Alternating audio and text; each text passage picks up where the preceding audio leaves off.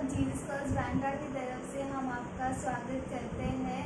जैसे आप परमेश्वर की उपस्थिति में आए हो और आपने आपका वैल्यूएबल टाइम निकाला है परमेश्वर के लिए, तो हम आपका स्वागत करते हैं। इस समय जैसे ही हम परमेश्वर की उपस्थिति में हमारा टाइम स्पेंड करने वाले हैं, हम परमेश्वर के पास एक एक्सपेक्टेशन के साथ में आएंगे और हम उस परमेश्वर की आराधना दिल से करेंगे क्योंकि वो योग्य है। हम उस परमेश्वर की आराधना करेंगे। इस समय हम कहेंगे परमेश्वर से कि परमेश्वर आपसा कोई भी नहीं लॉर्ड, और हम परमेश्वर हम आपके सामने आते हैं, हम हमारे सरों को झुकाते हैं परमेश्वर आपके सामने, क्योंकि आप योग्य है पिता। और परमेश्वर आप हमारा साथ हमेशा देते हो, इसीलिए हम आपको धन्यवाद देते हैं। परमेश्वर आप हमारे हर एक परिस्थिति में हमारे साथ में हर एक जगह पर रहते हैं, इसीलिए धन्यवाद देते हैं पिता। इस समय हम उस परमेश्वर की आराधना करेंगे, हम उस परमेश्वर को कहेंगे प्रभु आपसा कोई भी नहीं, और उस परमेश्वर के नाम को ऊंचा उठाएंगे हम। थैंक यू लॉर्ड यीशु मसीह, हम आपको धन्यवाद करते हैं क्योंकि परमेश्वर आप जैसा सच में कोई नहीं ना। आप हमारे साथ में परमेश्वर हर एक परिस्थिति में रहते हैं, इसीलिए धन्यवाद देते हैं खुदा।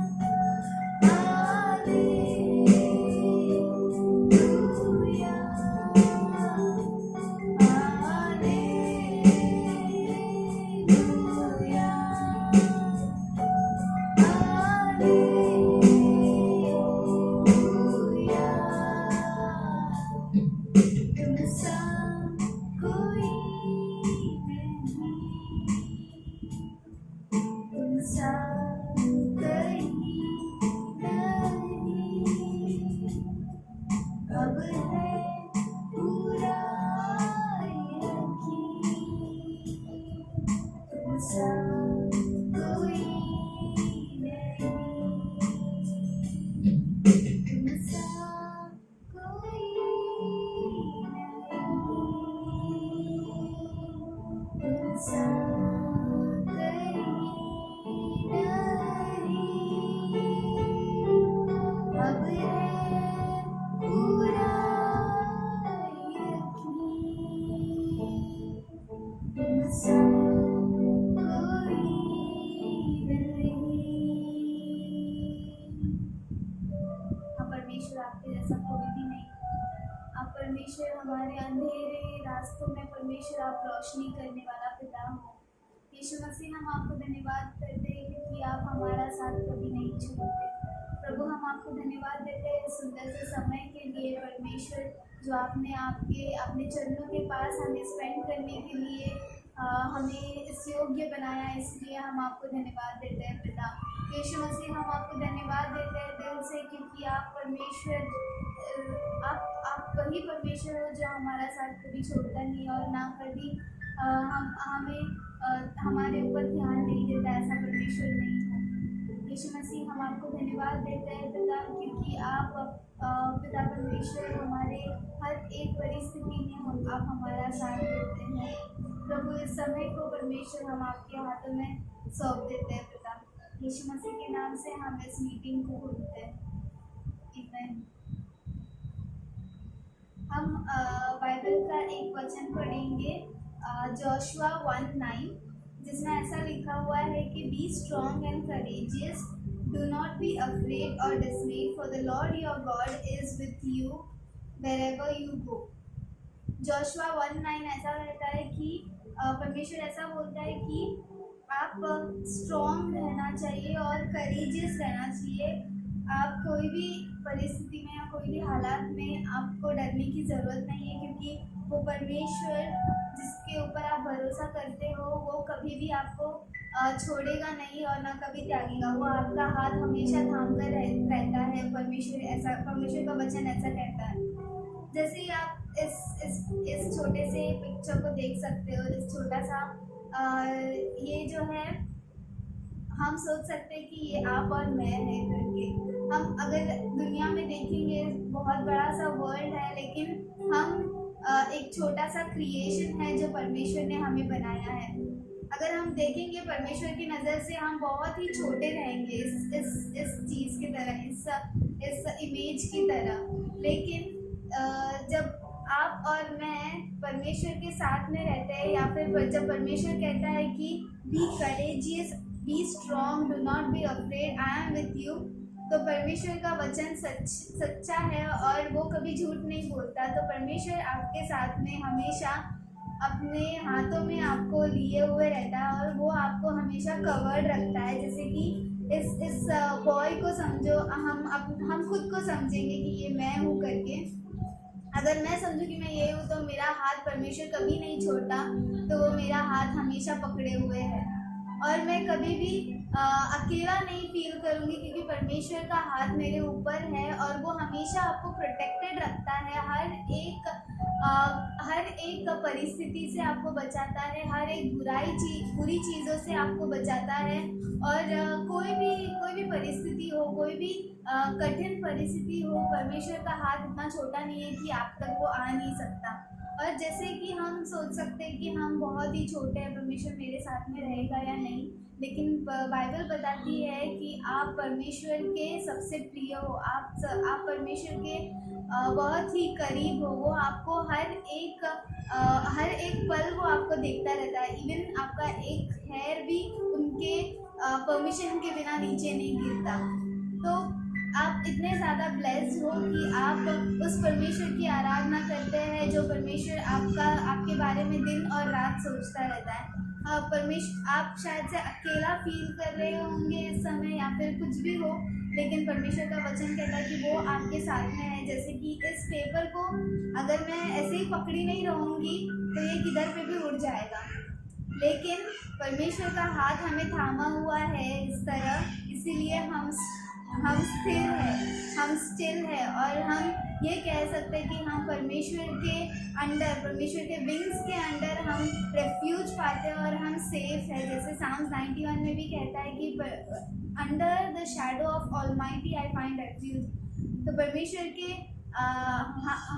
पंखों के तले आप हमेशा रहते हो। हम इस गाने को गाकर हम उस परमेश्वर की स्तुति करेंगे। यीशु मेरे साथ है, यीशु मेरे अंदर है, यीशु को मैं पहने हूँ और मुझ में वो जिंदा है, क्योंकि आपके अंदर आप परमेश्वर का जिंदा भवन हो, आप परमेश्वर का ड्वेलिंग प्लेस हो, तो परमेश्वर आपके अंदर रहता है। तो आइए हम सब इस समय परमेश्वर को उस परमेश्वर को प्रेज देंगे और उस परमेश्वर के लिए गाएंगे कि यीशु आप मेरे साथ में हो। आइए हम सब मिलकर इस गीत को गाएंगे।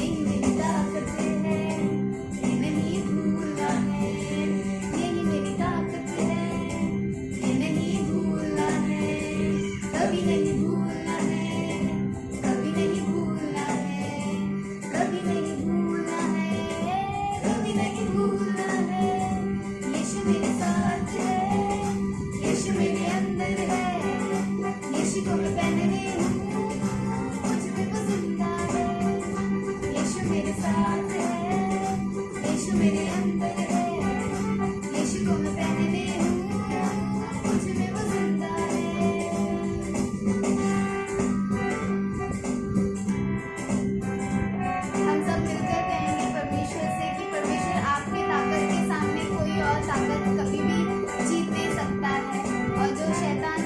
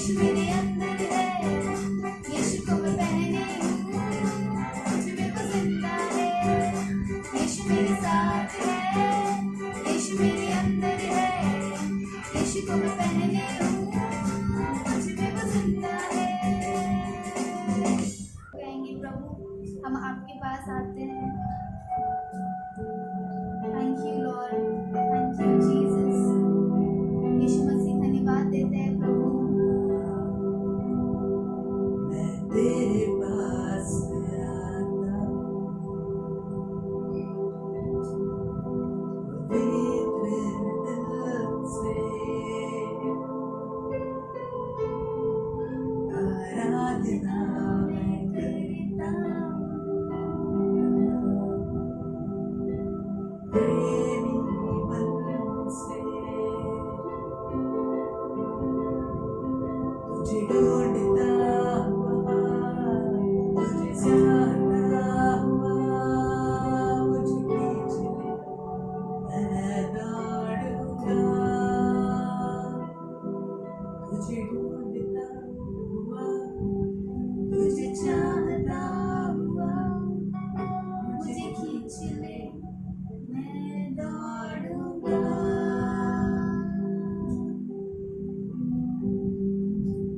ले चल मुझे, ले चल मुझे, तू है जहाँ, ले चल मुझे, ले चल मुझे, ले चल मुझे, तेरे सिंहासन के पास, ले चल मुझे।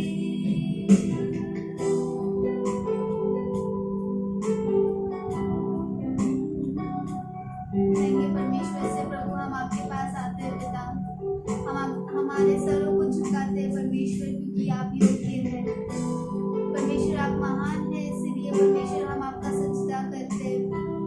इस समय परमेश्वर हम आपके सामने झुकते हैं और हम आपकी आराधना करते हैं पिता।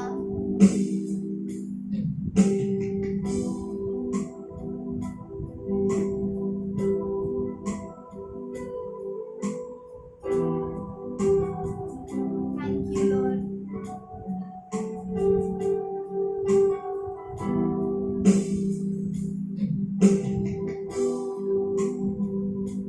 जैसे हिरनी पानी प्यासा मैं भी हूँ तेरे लिए, जैसे हिरनी पानी के लिए, प्यासा मैं भी हूँ तेरे लिए। तुझे ढूंढता हुआ, तुझे चाहता हुआ, मुझे खींच ले, मैं दौड़ूंगा।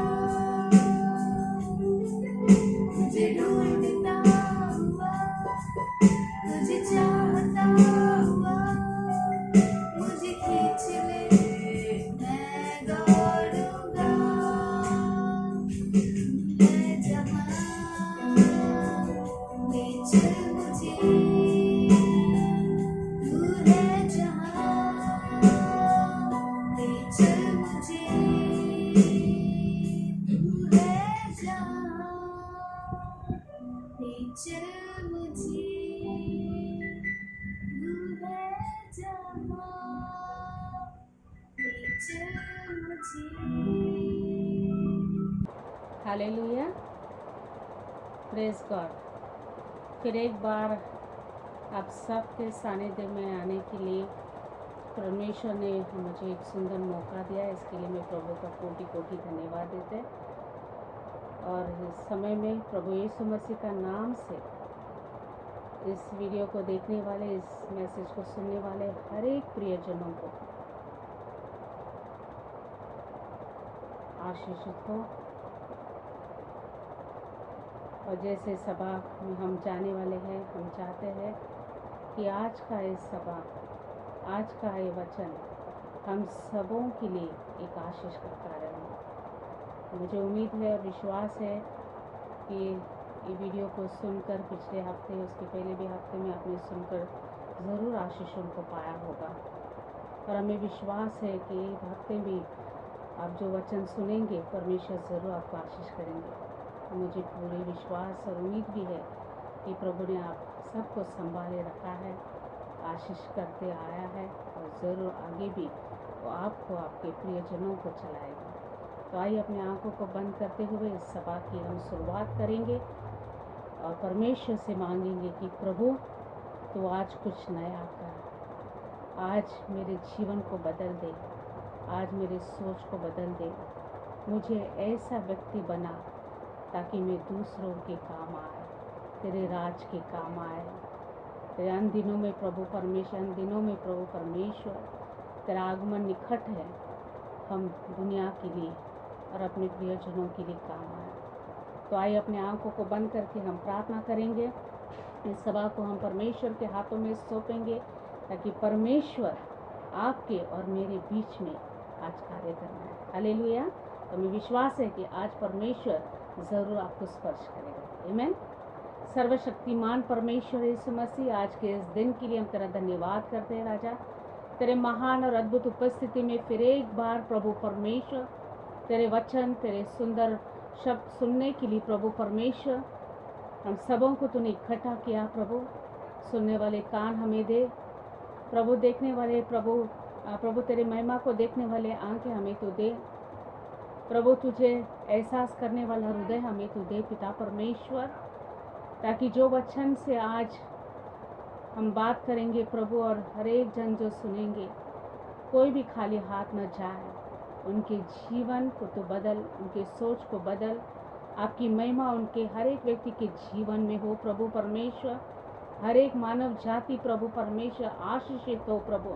हर एक मानव जाति प्रभु तेरे आने के आगमन की तैयारी में लगे रहे और प्रभु हर एक के जीवन में पिता तेरी बड़ाई हो।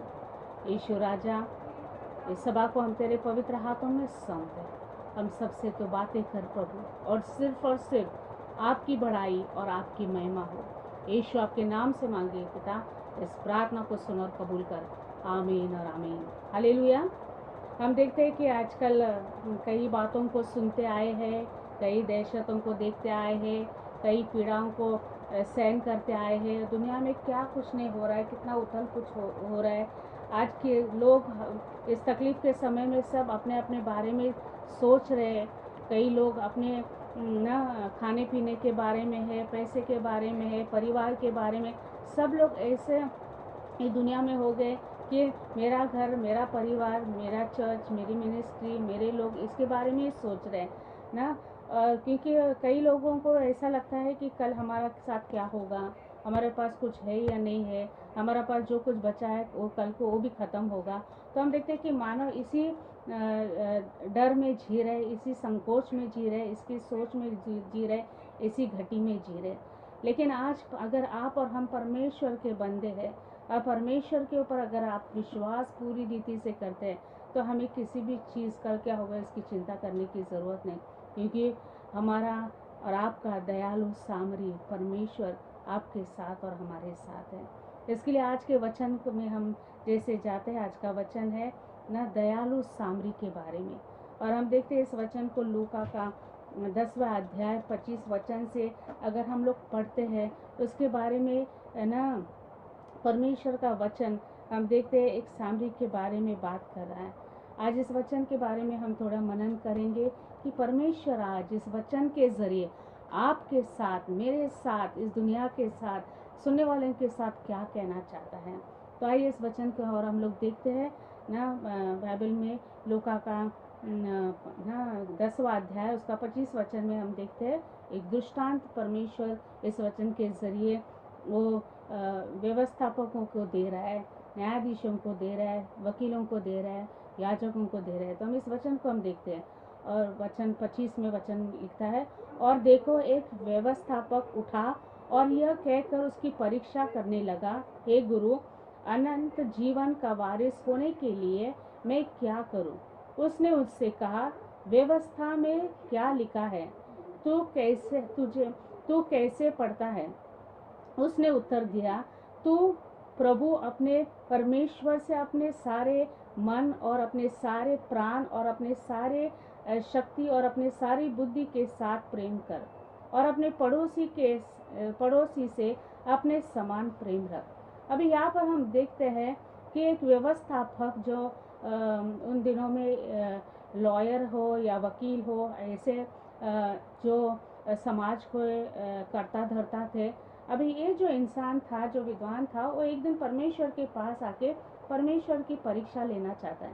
कई बार हम भी हमारे जीवन में भी हम कई लोगों की परीक्षा लेना चाहते हैं, कई भी हम परमेश्वर की भी परीक्षा लेते हैं, बराबर। तो यहाँ पर भी ये भी इंसान जो व्यवस्थापक था वो परमेश्वर की परीक्षा लेने के लिए वहाँ पर आके कहने लगा कि अनंत जीवन का वारिस होने के लिए मैं क्या करूँ। अभी ये जो विद्वान था, पढ़ा लिखा था ना, कहीं किताबों की जानकारी था, समाज के उतराव चढ़ाव की जानकारी, वो आके प्रभु को कहता है कि अनंत जीवन का वारिस होने के लिए मुझे क्या करना है। इसका मतलब ये है, ये आदमी के पास दुनिया के सब शोहरत, सब नाम धराई, सब कुछ था, लेकिन अभी उसे एक चाहत थी कि मुझे अनंत जीवन का वारिस बनना है ना। आज हम देखते हैं कि परमेश्वर का वचन भी कहता है कि हम दुनिया के हर एक चीज़ों को हासिल करेंगे, लेकिन हमारा आत्मा अगर हम नहीं बचाएंगे उसका क्या। हमें दुनिया का हर एक शोहरत और आशीष मिलेगा, लेकिन हमारे पास प्रभु ही नहीं है, अनंत जीवन का हमें वो जो चाहत है वो अगर हमारे अंदर नहीं है, हमारा ज़िंदगी व्यर्थ है। और ये कहीं ना कहीं ये व्यवस्था को भी शायद इस बातों को जानता था, और वो प्रभु के पास आके कहता है कि मैं अनंत जीवन पाने का वारिस होने के लिए मुझे क्या करना होगा। और हम देखते हैं परमेश्वर उसके सवालों के ऊपर ही सवाल उठाकर उससे कहता है कि व्यवस्था में क्या लिखा है, क्योंकि वो परमेश्वर अच्छा सामरी है, विद्वान परमेश्वर है, हमारी बुद्धि को अंदर से भीतर से सब जांचने वाला खुदावंत है। वो उससे कहता है तू तो व्यवस्था पढ़ा है, तो वो पढ़ाई किया, वो व्यवस्था में क्या लिखा है। और तभी ये बंदा कहता है कि परमेश्वर से अपने मन से, प्राण से, शक्ति से, बुद्धि से तू प्रेम करना, और अपने पड़ोसी के साथ ना अपने समानता में प्रेम करना। वो परमेश्वर को वो उत्तर देता है। तो परमेश्वर उसे क्या कहता है कि भाई तूने जो कहा वो ठीक है, वो ठीक है ना। लेकिन परमेश्वर यीशु ने उससे पूछा तो तेरा पड़ोसी कौन है ना। हम देखते हैं सवाल के ऊपर सवाल परमेश्वर इस आदमी से कर रहा, कहता है कि भाई फिर तुझे क्या लगता है कि तेरा पड़ोसी कौन है। और तभी हम देखते हैं यीशु ने उसे कहा ना, एक दृष्टांत देकर बात करने लगा। और इस दृष्टांत में परमेश्वर इस तरह की बात करे, अगर इस वचन को हम लोग देखते हैं कि ये जो ऐसे व्यवस्थापक थे ना, अगर हम लूका का 11 अध्याय को ना 45 और 44-45 वचन को, 44 और 45 वचन को अगर हम लोग पढ़ते हैं, उसमें हम देखते हैं यीशु मसीह को इन लोगों के व्यवहारों को देखकर, उनके चाल चलन को देखकर, उनके समाज के लोगों के प्रति जो भावनाएं थे इनको देखकर परमेश्वर कई बार क्रोधित हुआ और कहने लगा तुम तो बाहर से तो बहुत कुछ है, लेकिन अंदर से तुम एक सड़ा हुआ कब्र के समान हो। बाहर से सिर्फ ना पॉलिश किया हुआ एक कब्र जैसे हो, लेकिन अंदर से आप सड़े हुए हो। और हम देखते हैं कि उसमें से जब परमेश्वर ऐसे बातें कर रहा था ना लूका का 11 अध्याय में, तो उसमें हम देखते हैं व्यवस्थापक को बहुत गुस्सा आया और वो कहने लगा यीशु आप तो ऐसे बातें करके हमारी निंदा कर रहे, हमें नीचे गिरा रहे हैं। लेकिन यीशु सही कह रहा था। हम देखते हैं कि ये जो लोग थे, ये जो लोग थे, व्यवस्थापक लोग थे, एक हिपोक्रिट जैसा था। मतलब वो ऐसे लोग थे कि निंदा करने वाले, दूसरों को नीचे गिराने वाले, दूसरे की लूट मार करने वाले, सामने सो बड़े बड़े बातें करते हैं, लेकिन उनके दिल में ऐसा कुछ भी नहीं रहता है। तो हम देखते हैं कि ये जो हिपोक्रिट्स है, मतलब ये जो दूसरे की बुराई करने वाले या दूसरे की निंदा करने वाले या अपने आप को श्रेष्ठता को मानने वाले जो लोग हैं, वो परमेश्वर को अपने मुंह से उसकी बड़ाई करते थे, लेकिन उनका हृदय, उनका मुंह सिर्फ बड़ाई कर रहा था, लेकिन उसके मुंह के जरिए वो परमेश्वर के निकट नहीं थे। वो परमेश्वर के ऐसे व्यक्ति वो लोग थे, वो परमेश्वर के बड़े आदर अपने जबानों से करते कि प्रभु तो भला है, ऐसा है, वैसा है, तो अद्भुत चमत्कार कर, लेकिन उनके जबान तक की उनकी बातें होती थी, लेकिन उनका जबान जो सही में परमेश्वर से बहुत दूर था, सिर्फ दिखावा का था। वैसे ही ये जो फरीसी थे, ये लोग थे, व्यवस्थापक थे, वो परमेश्वर को हृदय से बड़े बड़े बातें है, प्रभु तो मेरे हृदय से तुझे चाहता, लेकिन उनका हृदय प्रभु से बहुत दूर था ना। तो हम देखते ये जैसे हम देखते हैं एक्टर लोग बराबर मंच में एक है और बाहर की दुनिया में एक है। तो हम देखते हैं ये जो फरीसी लोग थे, व्यवस्थापक लोग भी जो इन दिनों में थे, ये भी एक डबल एक्टिंग के जैसे काम करते थे। परमेश्वर को दिखाने के लिए, लोगों को दिखाने के लिए, ऐसे करके वो झूठा जीवन को जी रहे थे ना। इसके लिए आजकल हम देखते हैं कि ना हमें अगर एक्टिंग को देखना है, सच्ची कोई बंदा को या बिलीवर हो या नया विश्वासी हो, जुना विश्वासी हो ना, अगर उसको देखना है ना, आप कलीसिया में उसको देख सकते हैं। वो माहिर होता है एक्टिंग करने के लिए। उसके ज़बान में कुछ रहता है, हृदय में कुछ रहता है, मन में कुछ रहता है, और वो दुनिया के लिए कुछ है, प्रभु के लिए कुछ है। तो ये हम देखते हैं एक्टर्स की कमी हमारे सेवकाई में भी कम नहीं होती है। बड़े बड़े माहिर एक्टर्स लोग ये दुनिया में आज हमें मिलते हैं, और आजकल के कलीसिया में तो ये होते हैं। और हम देखते हैं व्यवस्थापक लोगों की और एक कमजोरी ये थी कि वो हमेशा अपने आप को ही सही मानते थे। नहीं, मैं जो कहता हूँ वही सही है, मैं जो बोलता हूँ वही सही है, मैं जो करता हूँ वही सही है। तो अपने अपने घमंड और अहंकार पे वो ढीठ थे, और खुद को ही जस्टिफाई करते थे, खुद को ही कहते थे कि मैं भला है, जो कहता हुआ करता हूँ वही सही है। वो किसी के सामने झुकने वाले में से नहीं थे। और हम देखते हैं कि ऐसे इंसान, ऐसा टाइप का इंसान कि परमेश्वर के पास, लूका का 10वां अध्याय 25 वचन को अगर हम इसे पढ़ते हैं, वो परमेश्वर को आकर कहता है, अनंत जीवन का वारिस होने के लिए मुझे क्या करना होगा। और तभी परमेश्वर इस दृष्टांत से बात करते हैं। लूका का 10वां अध्याय उसका 30वां वचन में अगर हम लोग देखते हैं, पवित्र वचन कहता है कि ना 30वां वचन में कहता है, यीशु ने उसे उत्तर दिया, एक मनुष्य यरूशलेम से यरीको को जा रहा था कि डाकुओं ने घेर कर उसके कपड़े उतार लिया और मार पीट कर उसे अधमरा छोड़कर चला गया। अभी यहाँ पर हम लोग बाइबल को पढ़ते हैं तो देखते हैं, इंग्लिश बाइबल में लिखा है, a certain man went down from Jerusalem to Jericho. अभी बाइबल में लिखा है कि एक फलाना इंसान जो था वो यरूशलेम से ना उतर कर नीचे की तरफ ना यरीको को जा रहा था। और वो जा रहा था, इसका मतलब ना एक जगह से, जेरूसलम से वो यरीको को जाते समय, नीचे उतरते समय डाकुओं ने उसे घेर कर उसके कपड़े फाड़े, उसे अधमरा किया, और वो लोग वहाँ से उसे वैसे के वैसे छोड़कर, लूटकर उसे छोड़कर भाग गए। अभी हम जब बाइबल को पढ़ते हैं तो यह ऐसा जगह है कि वो नीचे जाना मतलब अपने आप को धोखे में डालना, अपने आप को तकलीफ में डालना।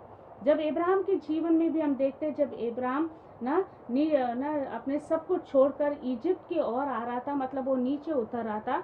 इब्राहिम के जीवन में भी कई परेशानी और कई संघर्ष, कई परीक्षाओं को उसको झेलना पड़ा यार। लेकिन हम लोग पवित्र वचन में और एक बात है ना, कि ये जो आदमी था जेरूसलम से यरीको आया और तकलीफ में पड़ा, नीचे उतरा, तकलीफ में पड़ा, लोगों ने उसे मारपीट की। इब्राहिम के जीवन में भी ऐसा हुआ कि वो नीचे उतरा, इजिप्ट की तरफ आया, वो भी तकलीफ में, कई तकलीफों को सहा। लेकिन एक खूबसूरती इस वचन में और भी है। बाइबल कहता है कि यीशु मसीह एक बार एक गांव से होकर जा रहा था, अचानक उसकी नज़र जकायस के ऊपर पड़ी, जो गुबर के झाड़ के ऊपर बैठा हुआ था। और परमेश्वर ने तुरंत उसकी नज़र जब उस पर गई, उसे कहा, जकायस नीचे उतरा, कम डाउन, नीचे उतरा। और जब वो नीचे उतरा तभी कहा कि आज मुझे तेरे घर को आना है। प्रियजनों, आज खुशखबर ये है, गुड न्यूज़ यही है, जब यीशु की नज़र आप पर पड़ती है और जब वो आपको कहता है, भाई तुम नीचे आ ना, आपके जीवन में, आपके घर में, आपके परिवार में, आपके संगति में ज़रूर आशीष आपके साथ जाएगा, आपके साथ जाएगा। ये जकायस के साथ हुआ ना। और इसलिए ना यरूशलेम अगर देखा जाएगा, वो एक परफेक्ट, वो सही जगह, आशीष का जगह कहलाया जाता है। और यरीको को ऐसा कहा जाता है कि जहाँ पे ईविल मतलब शैतानी हरकतों का जगह कहा जाता है, क्योंकि वहाँ पे 12,000 से अधिक याजक वहाँ पर अनगिनत कार्यों को कर रहे, अनगिनत गलत कार्यों को करा था। वो जगह श्रापित जैसा था, शैतानी हरकतों से भरा हुआ था। और वचन कहता है कि ये जो बंदा जो था वो जेरूसलम छोड़कर यरीको की तरफ, उस ना दलदल की तरफ, उस शैतानी लोगों के तरफ, उस माहौल में वो आ रहा था। He was coming down. और उसके जीवन में ये डाकुओं ने उसे तकलीफ दी, उसे घेर लिया। एडम का वचन बाइबल में लिखा है, आदम के जीवन में भी ऐसा हुआ। वो जब नीचे गिरा, वचन कहता है वो अधमरा बना। जैसे ये जो इंसान है, वचन कहता है डाकू ने उसे लूटा, वो अधमरा पड़ा था। आदम ने भी जब ना अपने परमेश्वर ने दिया हुआ सर्वश्रेष्ठता से ना, उस महानता से जब गिरा, वो भी अधमरा बना। वो शरीर में तो जीवित था लेकिन आत्मा में मर गया। आज हम भी कई बार गलत निर्णय, गलत चीज़ों को, गलत रास्तों को अपनाते हुए कई बार शरीर में तो हम जीते हैं, लेकिन आत्मा में कहीं ना कहीं हम मरते हैं प्रियजन, हम मरते हैं। इसलिए हम देखते हैं कि परमेश्वर आपसे और मुझे ही कहता है कि इंसान जो है, परमेश्वर जो कहता है उसी मार्ग में हमें चलना है, उसी मार्ग में चलना है। अगर हम मार्ग को बदलते हैं तो ज़रूर आप और हम भी न गिरते हैं, आप भी, हम भी, दुनिया हमारे ऊपर हावी होता है, शैतान हमारे ऊपर हावी और हमें अधमरा कर देता है। आज हम देखते हैं कई परिवार अधमरे पर है, कई परिवार में कई संघर्ष है, कई परिवार में ना गलत रास्ता अपनाने के कारण, ना प्रभु की सही वाणी न सुनने के कारण आज अधमरे पड़े। परमेश्वर आज आपसे और मुझसे कहता है प्रियजनों, परमेश्वर आपको नीचे नहीं लेकिन आपको ऊंचा लेकर जाना चाहते हैं। हम दूसरा इस वचन में दूसरा बात देखते हैं ना, और ऐसा हुआ कि 31वां वचन, और ऐसा हुआ कि उसी मार्ग में एक याजक जा रहा था, परंतु उसने देखकर कतरा कर चला गया, देखकर कतरा कर चला गया ना।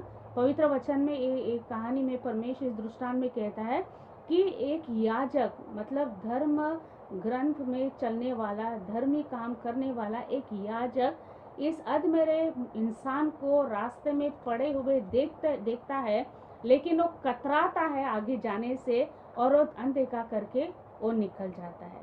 प्रियजनों, में आपको एक ही कहना चाहता है, कोई भी रिलीजियस, कोई भी याजक हो, वो आपको और मुझे या किसी भी मानव जाति को नहीं बचा सकता, नहीं बचा सकता।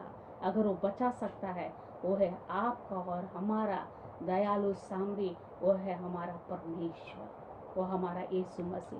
तीसरा बात हम देखते हैं, वचन कहता है ना, कतरा का चाहिए। इसी रीति से एक लेवी उसी जगह पर आया, वह भी उसे देख के कतरा कर चला गया। हम देखते हैं लेवी ना, तीसरा बात है, एक लेवी वहाँ पर आता है और वो भी हम देखते हैं ना, लेवी का मतलब परमेश्वर के घर में सेवा करने वाला, एक याजक के बराबर हो।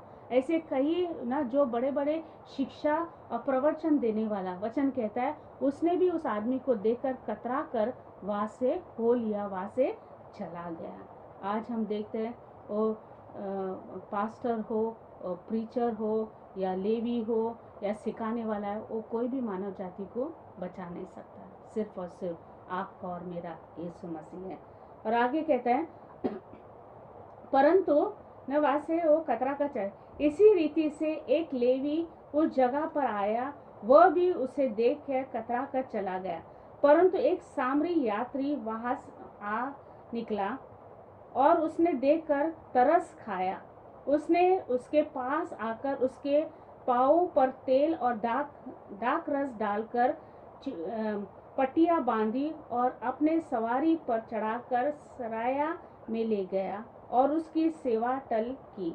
अभी यहाँ पर हम देखते प्रभु वचन कहता है, एक ऐसा इंसान जो वहाँ पर यात्री था, वहाँ से जा रहा था, उसने उस अधमरे इंसान को गिरा हुआ देखते हुए वचन कहता है वो उसके पास चला गया, वो उसके पास चला गया ना। और वो बाहर का इंसान था, वो एरिया का भी नहीं था, वो जगह का नहीं था, लेकिन वचन कहता है वो एक यात्री था। उसने उस आदमी को पड़ा हुआ देखा और वो भी कौन सा यात्री था? एक सामरी यात्री, एक समैरिटन, एक सामरी यात्री था। दूसरा समाज का, यहूदियों से कोई मेल न खाने वाला ऐसा एक बंदा था जिसको सामरी करके लोगों ने तुच्छ जाना, उसके साथ कोई संगति नहीं करता। परमेश्वर का वचन कहता है वो इंसान जो यात्री था वहाँ से जाते हुए उसने देखकर, वो वचन कहता है वो उस अधमरा इंसान के पास आया। सबसे पहली बात है उसने उस पर तरस खाया। He had compassion on that man fallen there. उसने अपना तरस को दिखाया। और प्रभु का वचन इसमें लिखा है ना बहुत बार हम देखते हैं कि वो बाहर से आया हुआ इंसान ने उस पर तरस खाया। आज हमारे लिए कौन? हमारा यीशु मसीह के सिवाय आपके ऊपर और मेरे ऊपर तरस करने वाला कोई नहीं। आज यीशु मसीह के सिवाय आपको और मुझे बचाने वाला कोई नहीं, सिर्फ और सिर्फ वो है यीशु मसीह। जो आपको बचा सकता है।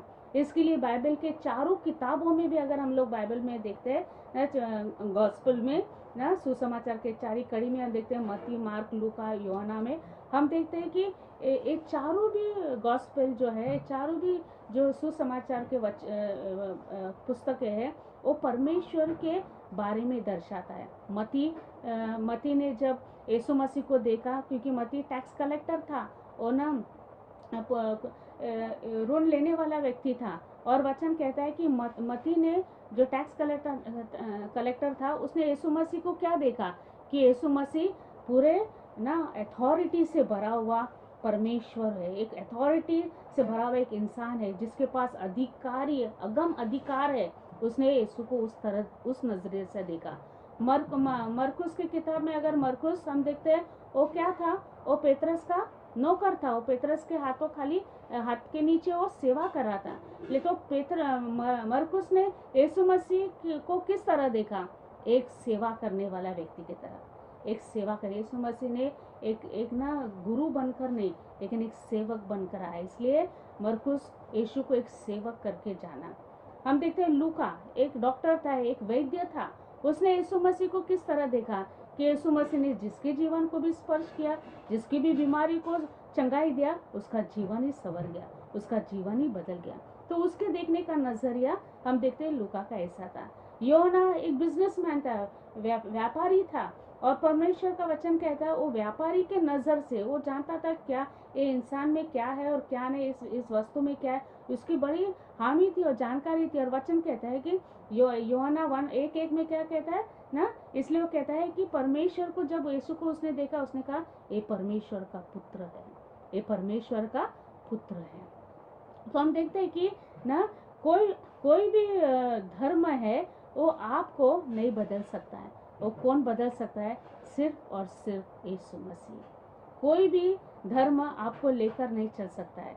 आपको लेकर अगर चल सकता है वो है सिर्फ और सिर्फ यीशु मसीह। प्रियजनों ना, इसलिए वचन कहता है एक जो सामरी यात्री था, उसने जब इस अधमरा इंसान को देखा, वचन कहता है वो तरस से भर गया, वो तरस से भर गया। और हम देखते हैं आगे क्या होता है। पांचवा पॉइंट में क्या लिखा है ना, वो जो तरस से भर गया ना, उसने उसके पास आकर उसके पाँवों पर तेल और दाख रस डालकर पट्टी बांधी। He says he poured oil and wine on his wounds।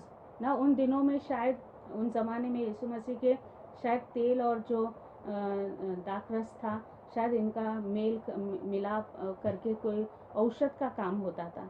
तो इसलिए इस इंसान ने भी, इस सामरी वचन कहता है, उसने, इस यात्री ने उसके घाव के ऊपर न तेल और दाख रस को उंडाला और पट्टी बांधी।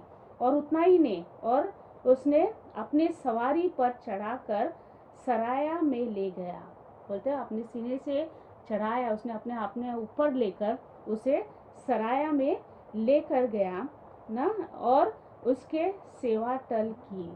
उस इंसान ने, उस यात्री ने उस इंसान जो अधमरा था उसकी सेवा टल की। जीसस वचन का अनुसार देखा जाएगा, यीशु मसीह, इसका मतलब ये है यीशु मसीह ने अपना पूरा जीवन आपको और मुझे दे दिया। वो कहता है उसने उस द्राक्ष रस और तेल को उंडाला। तेल भी कई बीजों को निचोड़कर, तोड़कर, मसलकर उसका ऊपर उसका तेल निकालता है। उसी तरह ना दाखरस भी ना, उस दाखरस का जो ग्रेप्स है या अंगूर है, उसे भी पूरी रीति से दबोच कर, मसल कर ना, पूरी रीति से उसका ना रस निकाला जाता है। वैसा ही यीशु मसीह भी ना वचन का अनुसार उसने अपना जीवन आपके लिए और मुझे ना खाली किया। ही पोर्ड, जैसे बाइबल का वचन कहता है 5वां पॉइंट में, ही पोर्ड ऑयल एंड वाइन। यीशु मसीह ने आज आपके लिए और मेरे लिए अपना जीवन को खाली कर दिया, हमारे लिए खाली किया। और कहता है ही वॉज क्रश, जैसे एक तेल निकालने के लिए या द्राक्ष रस निकालने के लिए उस बीज को या उस फल को पूरी रीति से निचोड़ना पड़ता है, तोड़ना पड़ता है, उसे पूरी रीति से ना दबोचना पड़ता है। यीशु मसीह भी आपके लिए, मेरे लिए उस सूली के ऊपर उसने अपने जीवन को हमारे लिए खाली किया। उसने अपने आप को पूरी रीति से ना दबोच लिया, उसने पूरी रीति से अपने लिए वो घायल हुआ, और इसलिए हमारा आज जीवित है। इसलिए आप और हम बिगर कोई घाव के हैं, क्योंकि यीशु ने हमारे लिए हर एक घाव को ले लिया। इसमें कुछ पॉइंट्स है जो मैं कहना चाहती हूँ। हम देखते हैं कि वचन पहला कहता है कि उस यात्री ने उस इंसान को पड़ा हुआ देखकर तरस आकर, वचन कहता है ही केम नियर हिम। सबसे पहले बात वचन कहता है उस आदमी ने इस गिरा हुआ इस इंसान को उसने देखा, ही सॉ। इसका मतलब उसने अपने आंखों को दिया, आंखों से उसने देखा। यीशु मसीह भी ऐसा है, हमारी तरस, हमारी तकलीफों को उसने अपने आंखों से देखा, और आंखों को देखा। उसने अपने आंखों को नहीं फेरा प्रियजन, उसने अपने आंखों को वो हमारे बर्दाश्त तकलीफ को सह सका और देख सका। और ये इंसान भी यात्री था, उसने वो पड़ा हुआ इंसान को देखा, नंबर 1। दूसरा बात है he had compassion, उसके पास, उस इंसान के पास तरस था। एक तरस तभी आता है जब आपका दिल परमेश्वर से भरा है। इसका मतलब ये है उस पड़ा हुआ इंसान के लिए हमारा परमेश्वर, उस सामरी दयालु परमेश्वर ने अपना दिल को दे दिया। तीसरा पॉइंट है he went to him। वचन कहता है वो देखकर और अपना तरस खाकर वहाँ पर ही खड़ा नहीं हुआ। वचन कहता है वो चलकर उसके पास गया। he went near him, he went to him। इसका मतलब ये है कि परमेश्वर ने आप तक पहुँचने के लिए अपना पैरों को दे दिया, अपने पैरों को दे दिया। he gave his feet for us। और चौथा पॉइंट है, ये वचन कहता है ही, उसके जो घाव था, बराबर उसके जो घाव था उस पर उसने मरम पट्टी की, उसको उसने बांधा, उसको ना उस घाव पे पट्टी बांधी। वचन का अनुसार देखा जाएगा तो he used his hand, मतलब उसने अपने हाथों को दे दिया। आज परमेश्वर ने आपको खिलाने के लिए, आपको तृप्त करने के लिए, आपको संभालने के लिए, आपको बचाने के लिए उस सूली के ऊपर अपने हाथों को दे दिया, अपने हाथों को बढ़ाया प्रियजनों। और पांचवा है, वचन कह रहे ही poured oil and wine, he poured oil and wine। उसने, उस यात्री ने क्या किया, तेल और द्राक्ष रस उसके घाव के ऊपर डाला। ये आपको अब मुझे सिखाता है कि परमेश्वर ने सर्वस्व, अपने पूरा जीवन, अपना पूरा सब कुछ आपको और मेरे ऊपर उसने कुर्बान किया, उसने उंडाल दिया। और छठा कहता है he brought him, ना इन एक ऐसी जगह पर उसने अपने सीने से उठाकर, अपने पीठ पे उठाकर उसको एक जगह पर लेकर गया ताकि वो वहाँ पे आराम कर पाए। वचन कहता है ना, उसने क्या किया, उसे और एक उसने घाव पर तेल लगाया और उसे सराया पर ले गया और उसकी सेवा टल की। उसे उधर ही सब कुछ घाव मरियम पट्टी लग के उसको सेवा करके वहाँ पर नहीं छोड़ा, लेकिन उसका प्रबंध करके उसे ऐसा जगह पर लेकर आया जहाँ पर उसकी सेवा को टल कर सके। इसका मतलब ये है कि परमेश्वर को जब अपनाते हैं, परमेश्वर को आप जब स्वीकार करते हो, आपको ऐसा नहीं छोड़ता है। वचन कहता है वो आपको लेकर एक ऐसे कलीसिया में रखता है जहाँ पर आपकी आत्मिक बढ़ोतरी हो, आपके आत्मिक ही took him and kept him. उसको एक व्यक्ति के इंचार्ज में रखा कि भाई इसको संभालो और उसे उसकी सेवा टल करो। सो हम देखते हैं परमेश्वर हमें अनाथ नहीं छोड़ता है। हम जब उसको स्वीकार करते हैं ऐसा ही अधमरा नहीं छोड़ता है, हमारी देखभाल करता है, हमारे पास पहुंचता है, हमारे ऊपर नज़र डालता है, हमारे लिए अपने हृदय देता है, हमारे अपने हाथों को बढ़ाकर हमको सहलाता है, देखभाल करता है, हमें नया जीवन देता है और हमें उसकी कलीसिया में जोड़ता है, इतना ही नहीं, परमेश्वर का वचन यही नहीं कहता है कि हमें कलीसिया में जोड़ रहा है, लेकिन प्रभु का वचन आगे भी कहता है कि वो आगे कहता है, क्या कहता है कि ना दूसरे दिन उसने 2 दीनार निकाल के सराय के मालिक को दी और कहा इसकी सेवा टल कर करना, और जो कुछ तेरा और लगेगा वह मैं लौटने पर तुझे भर दूंगा।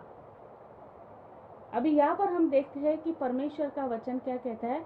उस आदमी को सराया, संभाला, घाव में मरहम पट्टी की, दिलासा दिया, सब कुछ करने के बाद उस यात्री ने क्या किया, जिसको उसके हाथ में सौंपा कि भाई इसको संभालो, उसने उसे क्या किया, वचन कहता है उसने ना 2 दिनार दिया और कहने लगा कि भाई मैं उस मालिक से कहा कि इस इंसान जो अधमरा पड़ा है, बीमार है, घायल है, उसकी आप देखभाल करें, इसके लिए 2 दिनार आप रखो, उसके लिए जो भी ज़रूरत है उसे इससे आप पूरा करिए।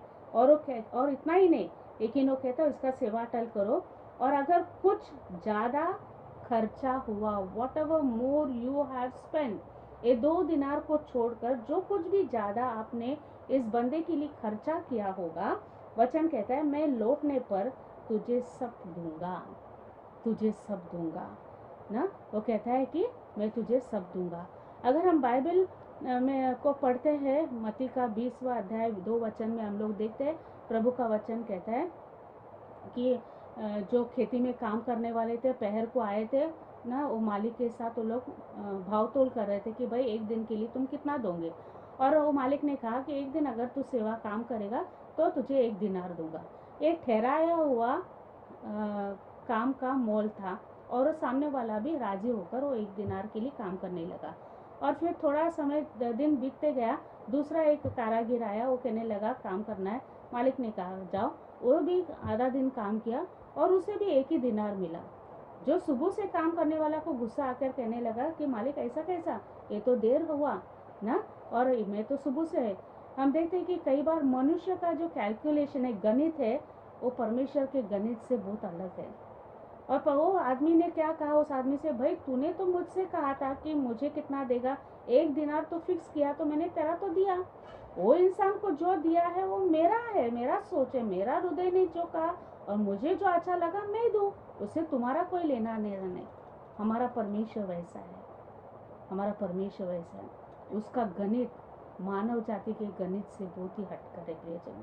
और इसलिए यहाँ पर भी हम लोग देखते हैं, उस यात्री ने उस जिसके हाथ में इस आदमी को दिया संभालने के लिए, वचन कहता है उसे 2 दिनार दिया और कहने लगा मैं आने तक इसकी आप ये करना। अगर हम बाइबल को पढ़ते हैं, दूसरा पेतरस का 3रा अध्याय उसका 8वां वचन में क्या लिखा है, परमेश्वर के राज में काम करने वाला 1 दिन ना 1000 दिन के बराबर है, 1000 दिन के बराबर, और 2000 दिन के बराबर, 2 वर्ष के बराबर है ना। तो हम देखते हैं कि परमेश्वर का राज्य भी ना, कहते हैं 2000 साल परमेश्वर आने वाला है, आने वाला है, आने वाला है। इसका मतलब ये है कि ये जो इंसान को परमेश्वर ने 2 दिनार दिया, कहने लगा मैं आने तक इसका आप इसको संभालो। इसका मतलब यीशु मसीह 2000 साल के बाद आने वाला है, तब तक इस इंसान को आपको संभालना है, इस इंसान को आपको संभालना है। परमेश्वर के गणित कितना महान है प्रियजन, ना कितना महान है। और प्रभु वचन कहता है कि उसमें लूका का 10वां अध्याय 35वां वचन में वो क्या कहते हैं, और दूसरे दिन उसने आकर उसे कहा कि जो कुछ तो ज़्यादा खर्चा करता है, what ever more you have spend on this man, इस इंसान के ऊपर जो ज़्यादा खर्चा तूने किया है वो भी मैं आने के बाद तुझे वापस दूंगा। हाँ प्रियजनों, आज हमारा परमेश्वर, आपका परमेश्वर इतना भला है। आप और हम प्रभु के लिए जो भी ज़्यादा कुछ भी कर रहे हैं, अगर आप ज़्यादा अपने हृदय से दूसरे की सेवा करें, मदद करें, तरस करें ना, जो भी आपका अंदर हुनर है वो ज़्यादा से ज़्यादा, आपका जीवन जितना ज़्यादा, आपका मेहनत, आपका कष्ट जितना ज़्यादा से ज़्यादा आप प्रभु के लिए देंगे, आप प्रभु के लिए जब देते हो वो कभी भी खाली नहीं जाएगा। प्रभु वचन कहता है जो कुछ तू ज़्यादा किया है, what ever more you have done, जब मैं आऊँगा तुझे मैं लौटाऊँगा, तुझे मैं दूंगा। फिर वो तेरा समय हो वो तेरा अंदर हुनर हो, स्किल हो, टैलेंट हो ना, और तेरे अंदर जो कुछ भी भलाई का तूने अपने प्रियजनों के लिए किया, प्रभु कहता है परमेश्वर किसका उधार नहीं रखता, वो चुकाने वाला परमेश्वर कहता है मैंने जो दिया है उससे भी ज़्यादा जो कुछ तू करेगा मैं उसको भी तुझे दूंगा। वही आपका और हमारा परमेश्वर है, वही आपका और मेरा परमेश्वर है। और उसने कहा कि मैं तुझे वो ज़्यादा जो भी तू करे दूंगा। हाँ मेरे प्रियजनों, आज अगर आप सेवा में है, अगर आप परमेश्वर के लिए कुछ करें, अगर आप प्रभु के लोगों के लिए कुछ करें, आज अगर कोरोना वायरस में पड़े हुए अधमरे लोगों के लिए अगर आप कुछ करें, तो पैसा हो या न हो सामने से जाकर, लेकिन अगर आप घुटने में आकर रोकर अगर प्रार्थना भी कर रहे, प्रभु कहता है जो ज़्यादा थोड़ा समय आप निकाल कर दुनिया के लिए, मेरे लोगों के लिए, नाश होने वाले आत्माओं के लिए, लोगों प्रभु के आने के आगमन के लिए आप जो कुछ भी कर रहे हैं, जो कुछ भी कर रहे हैं, आपके जान को आप गवा रहे हैं, आपके मेहनत को आप दे कर रहे हैं, आपका न शरीर को, अपना हेल्थ को न देखते हो, आप आगे बढ़कर जो हो रहा है आप कर रहे हैं। परमेश्वर कहता है जो भी ज़्यादा आज आप कर रहे हैं मैं लौट कर तुझे दूंगा, मैं तुझे दूंगा, मैं तुझे दूंगा। वो है आपका परमेश्वर है, वो है आपका दयालु सामरी प्रियजनों, और वो ज़रूर आपको और मुझे साथ देगा। वो आपको ऐसा ही नहीं छोड़ता, वो ज़रूर आपको किसी के हवाले छोड़ेगा। आज परमेश्वर ने आपको भी अकेला मुझे नहीं छोड़ा, उसने आपको और मुझे उस पवित्र आत्मा के हवाले छोड़ा, और वो आपकी अगुवाई करता है, वो आपको सिखाता है, वो मार्गदर्शन करता है, वो आपको दिलासा देता है प्रियजन ना। इसलिए परमेश्वर कहता है कि मैं जब लौटूंगा जो ज़्यादा तूने किया है मैं तुझे चुकाऊंगा, I will give it back to you ना। Spend and spending for Jesus, Yeshu को मतलब तुम खर्चा करना और यीशु के लिए खर्चा करना ना, वो तुम्हारा समय हो तो जो कुछ भी तो कर रहे हैं वो ज़रूर आपको फलदायक देगा, वो ज़रूर आपका आशीष आपकी झोली में लेकर आएगा ना। इसलिए परमेश्वर बाद में ना वचन के अनुसार जब वो कहता है, परमेश्वर उस व्यवस्थापक को कहता है भाई एक कहानी से, इस दृष्टांत से तुझे क्या लगता है कि किसने, कौन दयालु उस अधमरे को बचाने वाला कौन था ना। यहाँ पर हम देखते हैं कि व्यवस्थापक जो है ये यहूदी लोग के समाज से मेल खाते थे, और ये यहूदी लोग सामरी से कोई मेल नहीं खाता था। उनका तो ना बोलते हैं कि उनका बनता नहीं था, उनका सोच अलग था, उनके साथ कोई मेल मिलाप नहीं था। अभी यहाँ पर हम देखते हैं वचन का अनुसार देखा जाता है, उसमें लिखा है एक यात्री, सामरी यात्री, वहाँ पर लिखा है सामरी यात्री जो उस जगह से जा रहा था, उसने आकर इस अधमरे की देखभाल की, उसकी सहायता की। लेकिन जब परमेश्वर ने दोबारा इस इंसान को पूछा तुझे क्या लगता है कि हमारा पड़ोसी कौन, तो ये इंसान कहना चाहिए था कि वो सामरी यात्री जो था उसने वो ही ना उस इंसान के ऊपर दया और तरस खाया, उसने उसे बचाया। लेकिन हम देखते हैं व्यवस्थापक ने ऐसा नहीं कहा। उस व्यवस्थापक ने क्या कहा, उसने सामरी नाम को ही नहीं उच्चारा, उसने क्या कहा, वो इंसान जिसने उस पर तरस और दया खाया वो उसका पड़ोसी है, वो उसका पड़ोसी है। हाँ प्रियजन, हम देखते हैं हिपोक्रेसी ना, हम देखते हैं कितना जलन, कितना कड़वाहट, कितना ईर्ष्या, कि हम ना उस इंसान जो अच्छा करता है हम उसको उसके नाम से नहीं, लेकिन हम ऐसा कहते हैं कि उसने किया ना, उसने किया। यहाँ पर हम देखते हैं इसके लिए परमेश्वर उसे कहता है कि जैसे इसने किया आप भी करो, तभी आप और हम आप ना अनंत काल का जीवन का वारिस बनेंगे। हाँ प्रियजनों, अगर आज आपको और मुझे परमेश्वर के लिए, परमेश्वर का राज का वारिस होना है ना, आपको और मुझे भी वो दयालु सामरी के समान होना है। आज दुनिया में ऐसे कई लोग अलग अलग घाव में पड़े, और किसी न किसी का इंतज़ार कर रहे हैं कि कोई दो मीठे शब्द, कोई दो अच्छा प्रार्थना करके कोई उसके सराय, कोई उसका आंसू को पोंछे, ताकि हम उसके घाव के ऊपर मरहम पट्टी का काम करें। हमें वो बनना है प्रियजनों, तभी आप और हम उस अनंत काल का जीवन का वारिस बन सकता है। बहुत बार ना, तो वो अच्छा पड़ोसी कौन है? जो दूसरे को पर जो बाहर है उनके ऊपर तरस और दया दिखाता है। हम देखते हैं ऑल्टर ना, हमारा ऑल्टर कॉल क्या होना है कि परमेश्वर जब हमें विधि का सामने बुलाते तो हमारा ऑल्टर कॉल विधि का ना पुकार क्या होना चाहिए कि जो बाहर है ना, जो बाहर है दुनिया में, जो बाहर है हमारे समाज में, जो लोग हैं हमारे कलीसिया के, जो बाहर है हमारे घर के, जो बाहर है हमारी नौकरी के जगह में, जो लोग हैं मार्केट प्लेस के में जो लोग हैं, हमें उन तक पहुंचना है, उन पर दया और तरस दिखाना है ना। हम देखते हैं कि बाइबलों के दिनों में कोई भी चमत्कार मंदिर में कलीसिया में नहीं हुआ। There was not a single miracle taken place in the temple. लेकिन हाँ, एक जगह पे लिखा है कि एक चमत्कार हुआ, किधर? मंदिर से बाहर जाते समय, मंदिर में आने से पहला रास्ते पे ही चमत्कार हुआ।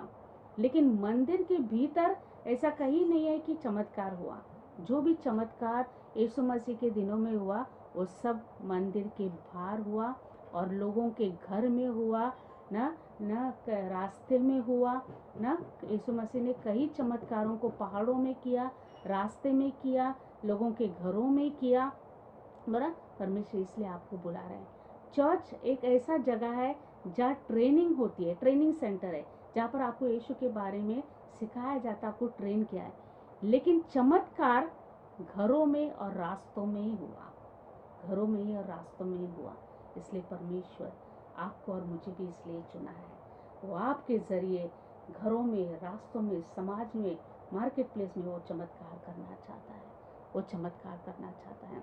और इसलिए परमेश्वर ने आपको और मुझे चुना है प्रियजनों, आपको मुझे चुना है।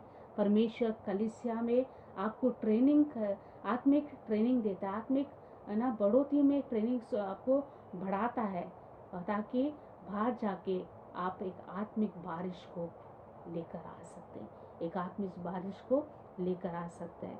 बहुत बार ऐसा होता है कि हम लोग बहुत अच्छे काम करते हैं, बहुत सारा इंस्टीट्यूट है, बहुत सारा जगह है ना, कई मसीहों के लोग भी है कि ना, कई लोग जहाँ पर हम लोग जाते हैं वो लोग कहेंगे कि मॉरल साइंस हो, जो भी है आप लोगों को, बच्चों को स्कूल में बता सकते हैं, लेकिन यीशु के बारे में मत बोलना, यीशु का नाम मत लेना। तो हम देखते हैं कई लोग हैं, कई इंस्टीट्यूट है, बहुत अच्छे अच्छे काम करते हैं, लेकिन यीशु के बगैर वो कामों का कोई फ़ायदा नहीं। जहाँ यीशु नहीं, हमारा हर एक काम व्यर्थ है। लेकिन यीशु को लेकर every good work is a blessing. हर एक अच्छा काम जो करता है वो आपको या मेरे जीवन में आशीषों को लेकर आता है, आशीषों को लेकर आता है। इसलिए परमेश्वर आपको और मुझे इसलिए चुना है ताकि इन दिनों में आपको दया से, आपको तरस से लोगों की सेवा करना है, प्रार्थना करना है।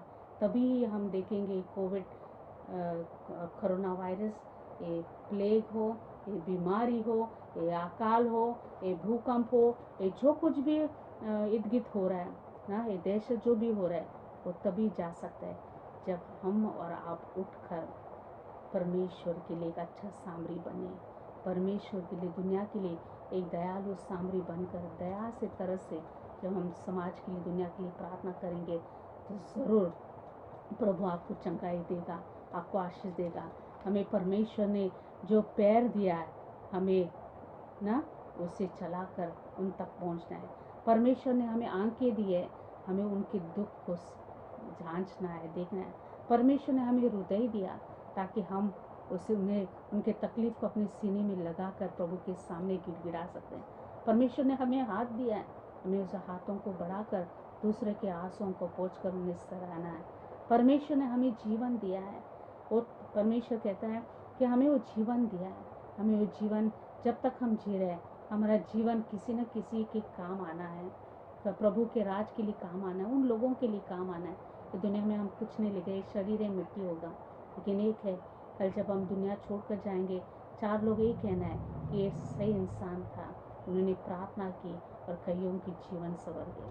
हमारा जीवन ऐसा होना प्रियजन, हमारा जीवन ऐसा होना।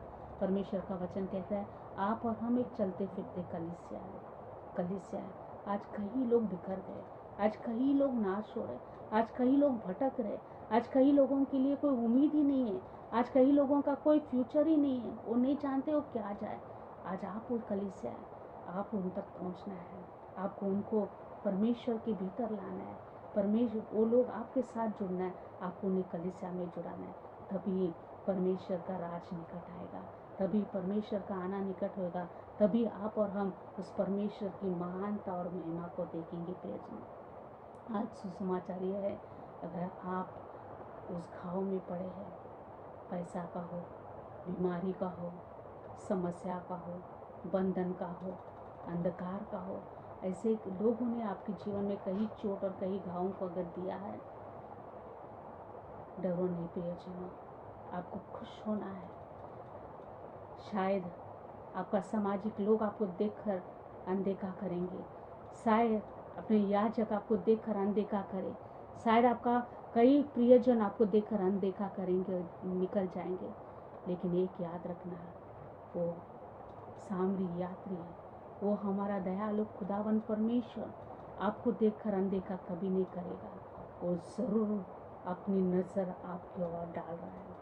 अगर आज इस वीडियो को अगर आप सुन रहे, अगर आप इसे कहीं तकलीफ़ और कहीं ऐसा पीड़ा में अगर आप पड़े हैं, अधमरा पड़ा होगा, आज हालातों में पड़े होंगे, आज आप बीमारी में अगर आप पड़े हुए, आज अगर आर्थिक समस्या में अगर आप अधमरे पड़े हैं, आज अगर अपने भविष्य को लेकर निराश होकर आज अगर आप मरे पड़े हैं, अगर आपके फ्यूचर को लेकर, अपनी नौकरी को लेकर, अगर व्यवसाय को लेकर आज अगर आप अधमरे पड़े हैं, आज शायद आपका सब कुछ लूट गया है, आप रास्ते में पड़े हैं, आपको संवरने वाला, उठाने वाला कोई नहीं, आपके जीवन में कोई दिशा नहीं है, कोई मार्ग नहीं सूझ रहा है और आप अधमरे पड़े हैं।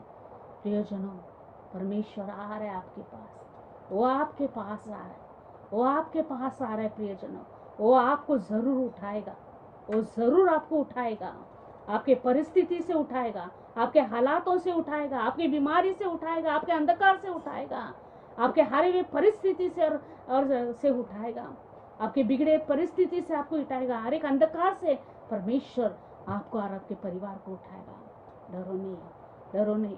मनुष्य आपको देखे न देखे, लेकिन वो दयालु सामरी, वो सर्वशक्तिमान यीशु मसीह, वो परमेश्वर, वो आपको देखेगा। प्रभु वचन कहता है, सिर्फ उस परमेश्वर उस यात्री ने सिर्फ उस आदमी को मरहम पट्टी करके उसके घाव को सिर्फ इलाज नहीं किया, लेकिन वचन कहता है उसे उठाकर उसके लिए उसने प्रबंध किया। कि उसने क्या 2 दिनार देकर उसने उस इंसान से कहा कि भाई मैं आने तक उसे संभाल। हमारा और आपका परमेश्वर इतना भला है, इतना महान है, जो कहता है कि उसने उसका प्रबंध किया। जब परमेश्वर वो अधमरा रास्ते में पड़ा हुआ इंसान का जब ख्याल कर सकता है, उसके लिए प्रबंध कर सकता है, क्या वो परमेश्वर आज आपके लिए और मेरे लिए प्रबंध नहीं कर सकता है? वो ज़रूर कर सकता है। वो महामारी में हो, अकाल के समय हो, नुकसान हुआ है 3-4 महीने लॉकडाउन की वजह से, नौकरी धंधा नहीं, पैसा नहीं, लेकिन परमेश्वर आपके लिए प्रबंध करेगा। अगर आप उस पर विश्वास करते हो, अगर आप उस पर भरोसा रखते हो, अगर आप उसके वचन के अनुसार चलते हो, अगर आप उसके भय में चलते हो, अगर आप उससे पूरे हृदय मन इच्छा से प्यार करते हो, वो आपके लिए प्रबंध करेगा। और आप प्रियजन जो कुछ परमेश्वर के लिए करे, जो प्रभु के घर के लिए कर रहे हैं, जो प्रभु के लोगों के लिए आप जो कर रहे हैं, इस दुनिया के लिए जो कर रहे हैं, जो ज़्यादा आप अपने समय से ज़्यादा आप प्रभु के लिए करें, प्रभु कहता है मैं वापस लौटाऊंगा, मैं वापस लौटाऊंगा। आप कुड़कुड़ाना नहीं, आप दुखी मत होना। अगर 10 घंटा आप ड्यूटी कर रहे हैं, 12 घंटा हो रहा है, 8 घंटा ड्यूटी कर रहे हैं और 2 घंटा जा रहा है, एक याद रखना, कुड़कुड़ाना नहीं। जो ज़्यादा आप करेंगे प्रभु उतना आपको देगा, उतना आपको देगा, आपका फल आपकी झोली में जरूर डालेगा। इसलिए आप खुश होना, क्योंकि आपका सामने आपका दयालु खुदावन परमेश्वर आपके साथ है। आज वो आया है ताकि आपके घावों पे वो मरहम पट्टी करे। वो आया है ताकि आपके ऊपर वो तरस और दया कर सके। वो आया है ताकि आपको सुरक्षित जगह पहुंचा सके। वो आया है ताकि वो आपका और मेरा प्रबंध कर सके। वो है परमेश्वर आपका मेरा, वो परमेश्वर आपका मेरा, और वो प्रभु निकट आने वाला है, वो प्रभु जल्दी आने वाला है, वो प्रभु शीघ्र आने वाला है। तो आइए अपनी आंखों को बंद करेंगे और हम प्रार्थना करेंगे। अगर आप में से वीडियो सुनने वाला अगर किसके भी जीवन में भी कोई भी परेशानी क्यों न हो, उसका हृदय में, मन में, सोच में, विचार में, परिवार में जो भी समाज ने लोगों ने घाव डाल दिया है या खुद ने अपने ऊपर घाव को लिया है, प्रभु आज कहता है डरो मत मेरा भाई, डरो मत मेरी बहन, डरो मत मेरे प्रियजन, मैं तेरे पास आ रहा हूँ। मेरे आंखें तेरे घाव को देख रहा है, मैं चलकर मेरे पाँवों से चलकर मैं तेरे पास आ रहा हूँ। मैं हृदय से तेरे तुझे तेरे तकलीफ को देखकर तरसा हूँ। मैं मेरे हाथों को बढ़ाकर मैं तुझे उठाऊंगा। तू गिरा है, तू आधमरा पड़ा है, मैं तुझे उठाऊंगा। वो धर्मी जन उठाए न उठाए, वो लेवी तेरे पास आए न आए, वो यात्री को जो भी है तेरे पास आए न आए, लेकिन मैं तुझे तेरे पास आ रहा हूँ, मैं तुझे उठाऊंगा। आप जहाँ भी गिरे हो, जिसी भी हालात में गिरे हो, जिसे भी परिस्थिति में गिरे हो, जिस भी जगह पे आप गिरे हो, जितने भी नीचे आप गिरे हो, प्रभु कहता है मैं अपने हाथ को बढ़ाकर तुझे उठाऊंगा। इतना ही नहीं, जहाँ जहाँ तुझे घाव लगा है, तेरे मन में, तेरे विचार में, तेरे हृदय में, तेरे सोच में, तेरे शरीर में, तेरे देखने में, तेरे बोलने में, जहाँ भी तुझे घाव लगा है, मैं वो तेल को ढालूंगा, मैं वो द्राक्ष रस को ढालूंगा, मैं अपने जीवन को तुझ पर निछावर करूंगा। डरो नहीं। उतना ही नहीं, लेकिन मैं तुझे अकेला नहीं छोड़ूंगा। मैं जरूर तेरा प्रबंध करूंगा। आज वो यीशु मसीह आपका और मेरा खुदावंत है, आपका और मेरा एक जीवित परमेश्वर है, जो कहता है मेरा बेटा, मेरा बेटी, डरो नहीं, मैंने तेरे लिए प्रबंध किया, मैंने I have made provision for you, उसने आपके लिए मेरे लिए प्रबंध किया। इसलिए चीयर अप, खुश रहो, क्योंकि आपका मेरा परमेश्वर हमारे साथ है। तो आइए अपनी आंखों को बंद करके हम प्रार्थना करेंगे। जो भी वीडियो देख रहे हैं, आपके मन में जो भी प्रार्थना है, आप मुंह खोल के इसी क्षण प्रार्थना में जुड़े रहे, क्योंकि आपका और मेरा परमेश्वर हमें सुनता भी है, हमें देखता भी है, हमें वो स्पर्श भी करता है। तो आइए अपने आंखों को बंद करके 2 क्षण के लिए हम प्रार्थना करेंगे। जो वीडियो सुन रहे हैं, उनकी जो भी प्रार्थना निवेदन है, वो प्रभु से मांगिए। वो कहता है मुझसे मांग और मैं तुझे दूंगा। आज यीशु मसीह आपको देने के लिए आया है, आपको आपके घावों को मरहम पट्टी करने के लिए आया है, आपको दिलासा देने के लिए आया है, आपको अधमरा जीवन से वो अनंत काल का जीवन देने के लिए आया, वो आपको उसके अनंत काल जीवन का वारिस बनाने के लिए आया है। प्रियजनों, खुश हो जाओ। आइए प्रार्थना करेंगे। सर्वशक्तिमान परमेश्वर यीशु मसीह, इस वीडियो को, इस वचन को सुनने वाले मेरे हर एक प्रिय भाई बहनों को, परिवारों को हम तेरे पवित्र हाथों में सौंपते राजा। आपकी कृपा हर एक जनों के ऊपर होने दे प्रभु परमेश्वर। प्रभु इन दिनों में प्रभु आप जानते हो प्रभु दुनिया में क्या कुछ हो रहा है, कितने लोग दहशत में, डर में, हारे हुए परिस्थिति में जी रहे हैं। अगले समय में क्या होगा, इस दहशत में लोग प्रभु कर्रा रहे, रो रहे, बिलग रहे प्रभु। कितने लोगों की नौकरियां छूटी, कितने कंपनियां बंद हो गई, कितने लोग बेरोजगार हो गए प्रभु। कितने लोगों को प्रभु परमेश्वर चिंता है कि कल उनका बच्चों का क्या होगा, बच्चों का फ्यूचर का, भविष्य का क्या होगा, हमारे नौकरी रहेगा भी या नहीं। व्यवसाय पूरी रीति से सब मार्केट बंद हो चुके हैं प्रभु। व्यवसाय करने वाला व्यापारी लोग बिलग रहे, रो रहे। कितने लोग प्रभु परमेश्वर सुसाइड कर रहे, प्रभु परमेश्वर आत्महत्या कर रहे। कितने लोग प्रभु परमेश्वर प्रभु इस बड़ा धक्के के कारण, प्रभु इस कोरोना वायरस के कारण, प्रभु कोविड-19 जो विश्व भर फैलने के कारण कई लोग प्रभु परमेश्वर मानसिक बीमारी में घेरे गए प्रभु। मानसिक तनाव के कारण प्रभु परमेश्वर डॉक्टरों में के क्लिनिक में भीड़ मानसिक तनाव के कारण इलाज करे पिता यीशु राजा। तू दया कर, दया कर, दया कर, दया कर पिता परमेश्वर। हर एक मानव जाति के ऊपर तू दया कर, जो आज तुझे इस बीमारी के समय में, तकलीफ के समय में, या हर वे स्थिति के समय में, बेरोजगारी के समय में, प्रभु फाइनेंशियल प्रॉब्लम, आर्थिक समस्या के समय में तुझे पुकारे, करारे राजा। प्रभु अधमरे पड़े पिता परमेश्वर, कहीं न कहीं प्रभु उन्हें अलग प्रकार के घावों ने घेर लिया प्रभु, दर्द में, पीड़ा में प्रभु, वो नहीं जानते कल उनका क्या होगा। और राजा ऐसे जनों के जीवन में पिता तो तरस कर, दया कर पिता। प्रभु परमेश्वर के हालातों को बदल दे प्रभु, उनके प्रभु रास्ते उन्हें खोल दे प्रभु, उनके नौकरी धंधे को तो बचा रखे प्रभु, इनके परिवारों के और उनके जीवन के हर एक जरूरतों को तो पूरा करे। क्योंकि आज का वचन में भी तूने कहा, जो अधमरा का प्रभु तूने जब ध्यान दिया, ख्याल रखा, उन्हें चंगाई दी, उतना ही नहीं लेकिन उनके लिए प्रबंध भी किया पिता।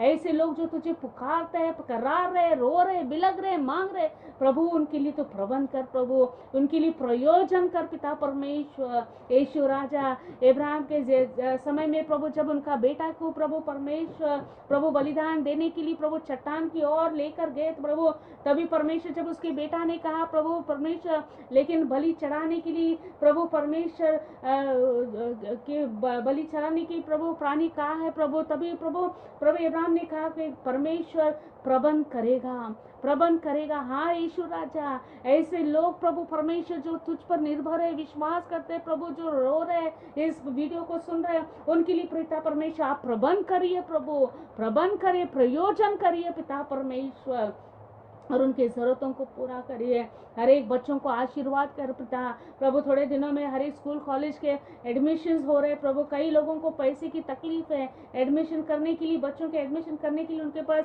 पैसे नहीं पिता, उन पर तू दया कर, उनके लिए भी प्रयोजन कर पिता, प्रयोजन कर, उनकी ज़रूरत को पूरा कर पिता। हर एक परिवार को आशीर्वाद कर। यीशु बुलाते सेवकाई से जुड़ा हुआ हर एक पार्टनर, हर एक प्रभु परमेश्वर प्रियजनों को आशीर्वाद कर। इस बीमारी से प्रभु, इस महामारी से हर एक मानव जाति को तो आशीषित कर, उन्हें बचाए रख इस प्रभु महामारी से प्रभु परमेश्वर, उन्हें सेहतमंद रख प्रभु, और जल्द से जल्द विश्व भर से महामारी पूरी रीति से निकल जाए प्रभु। तेरे लोग स्वतंत्र आज़ादी के जीवन जिए प्रभु परमेश्वर, चंगा भला जीवन जिए, ऐसा अद्भुत चमत्कार को कर पिता परमेश्वर। यीशु राजा, और जो हॉस्पिटल में एडमिट है प्रभु, ऐसे लोगों के पास तू जा पिता, तू जा प्रभु, उन्हें तेरी ज़रूरत है राजा, उन्हें आपकी मरम पट्टी की ज़रूरत है पिता परमेश्वर। प्रभु आपके हाथ से उन्हें स्पर्श करके आप उन्हें पूरी रीति से चंगाई दीजिए प्रभु।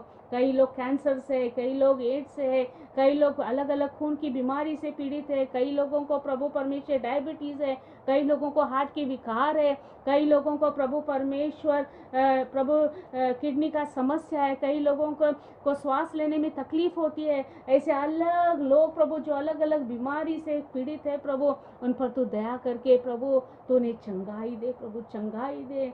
जो लोगों का प्रार्थना निवेदन का उत्तर अब तक मिला नहीं प्रभु, इस महीने में प्रभु उनके प्रार्थना का उत्तर मिले, गवाही आए प्रभु, तेरी नाम की बड़ाई उनके प्रार्थना जरिए होने दे पिता परमेश्वर। यीशु राजा, कई लोग बाहर गाँव जाना चाहते हैं प्रभु, उनका वीज़ा का काम नहीं हो रहा है, पासपोर्ट रुके पड़े हैं प्रभु परमेश्वर। प्रभु सब कुछ जल्द से जल्द लॉकडाउन में खुल जाए प्रभु, ताकि आपके लोग अपने अपने जगह पर जा पाए, वो अपने प्रभु आप आगे की पढ़ाई हो, नौकरी हो, उसमें वो लगे। ऐसा अद्भुत चमत्कार को कर पिता परमेश्वर। यीशु राजा, इसी क्षण इस वीडियो को सुनने वाले हर एक हमारे प्रियजनों को आशीर्वाद कर, उनके परिवार को आशीर्वाद कर, सुनने वाले हर एक को के ऊपर आपकी कृपा बनाए रख, आपके तरस का हाथ उन पर बनाए रख प्रभु। और जैसे पिता परमेश्वर इस प्रभु सामरी अधमरा पड़ा हुआ इंसान के ऊपर तूने तरस और दया किया और आशीषित किया, प्रबंध किया, वैसे हमें विश्वास है सुनने वाले के जीवन में भी आप आशीष, दया और प्रबंध करेंगे। इसके लिए पिता हम तुझे कोटि कोटि धन्यवाद देते। यीशु तेरे पवित्र नाम से मांगे खुदावन, इस प्रार्थना को सुन और कबूल कर। आमीन और आमीन। Hallelujah, hallelujah. प्रभु हर एक सुनने वाले को बोधदायक रीति से आशीर्वाद करे। फिर एक बार अगले हफ्ते हम ज़रूर मिलेंगे। दूसरों को भी इस मीटिंग के मैसेज के बारे में, मीटिंग के बारे में बताएं, ताकि आप एक सांबी दयालु सांबी के जैसे जो भी छोटा मोटा प्रभु की सेवा का आप करते हो ना, ज़रूर आप दुनिया के लिए, प्रभु के लिए आशीष का कारण होंगे। आमीन। प्रभु आपको बहुत दायक आशीष दे। आमीन। हालेलुया।